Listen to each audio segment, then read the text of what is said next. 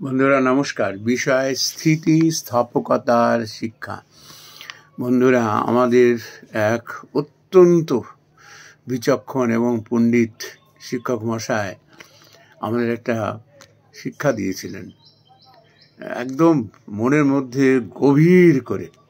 তিনি বলেছিলেন যে প্রকৃতিতে যা সত্য মানব জীবনেও সেই একই সত্য।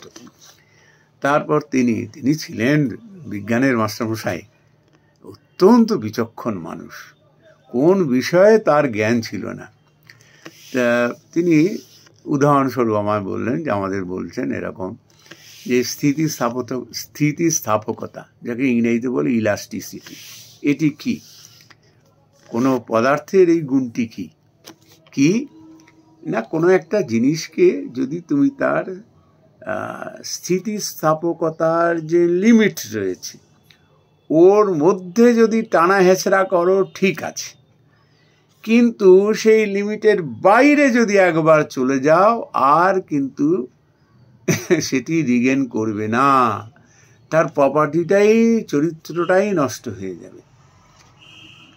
এটা মানব জীবনে কীরকম সত্য বললেন যে দেখো, আমরা সংসার জীবনে এই যে মনোমালিন্য করি, ঝগড়াঝাটি করি, এটি থেকে কেউ এড়াতে পারবে না। এমন কোনো তুমি সংসার দেখাতে পারবে না যেখানে সংসারে ঝগড়াঝাটি নেই, খুঁটিনাটি জিনিস নিয়ে মান অভিমান এইসব নেই। একটি সংসারও তুমি দেখাতে পারবে না। সে তুমি অশিক্ষিত পরিবার বলো আর শিক্ষিত পরিবার বলো, যে পরিবারেই যাবে এটি থাকবেই থাকবে। কিন্তু অশিক্ষিত এবং শিক্ষিত পরিবারের মধ্যে তফাৎ কি জানো? তারা কিন্তু এইটি বুঝতে পারেন, এই স্থিতিস্থাপকতার যে লিমিটটি, সীমাটি, এটি কিন্তু শিক্ষিত পরিবার, বিচক্ষণ পরিবার এটি বুঝতে পারেন। তারা যখন জানেন এটি, যে সংসারে থাকবো, একসঙ্গে অনেকগুলো বাসনপত্র রয়েছে, খোটাখুটি লাগবে না, ঠোকাঠুকি লাগবে না, এটা তো হতে পারে না, লাগবেই।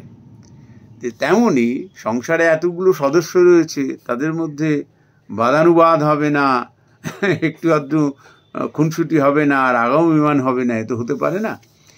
কিন্তু খেয়াল রাখতে হবে, that should be strictly under elastic limit, যেন সীমা ছাড়িয়ে না যায়। সীমা ছাড়িয়ে যদি যায়, মানুষের মন ভেঙে যাবে, সেই মন কিন্তু আর জোড়া লাগবে না। আর ওই রকমভাবে জোড়া লাগা মন ও বেশি দিন টেকে না।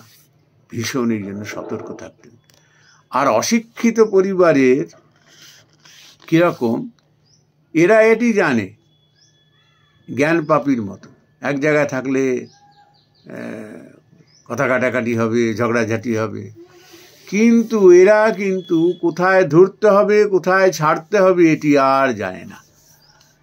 ঝগড়াঝাটি করতে করতে যে ইলাস্টিক লিমিট পার হয়ে যাচ্ছে, এরপর যে তার শেপটা, সংসারের যে শান্তি, সেটা যে একেবারেই যে বিঘ্ন হয়ে যাবে, তার মধ্যে চির ধরে যাবে, আর সেই চির যে আর যে জোড়া লাগবে না, এটি তার বোধ থাকে না। ওই গাছ কেটে না, গাছের গোড়া কেটে জল ঢালার মতো অবস্থা হয়। এরা এটি বুঝতে পারে না যে কোথায় ধরবো, কোথায় ছাড়বো।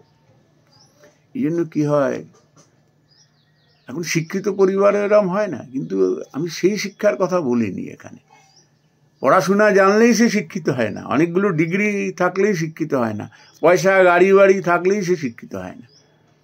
এরকম পরিবারই তো আজকাল এই যে যত ডিভোর্স হচ্ছে, because of that this people never consider that there should be a limit of this struggle quarrel, and if the elastic limit of that quarrel exceeds, then the relationship will be totally broken down. কি হয়, এইসব পরিবার সোজা কথায় বলতে হয় দুর্ভাগ্যপূর্ণ।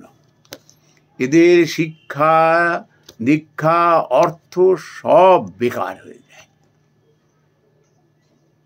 আবার পড়াশোনা জানে না, লেখাপড়ার চর্চা নেই, এমনও পরিবার দেখা গেছে। They very well know the property of the elasticity. সংসারে কোথায় ধরবো, কোনখানে ধরবো, কোনখানে ছাড়বো, কিছুতেই তারা রাগ অভিমান সব কিছু হবে, but within the limit, so that it can regain the original shape of the relationship. আজকে আমরা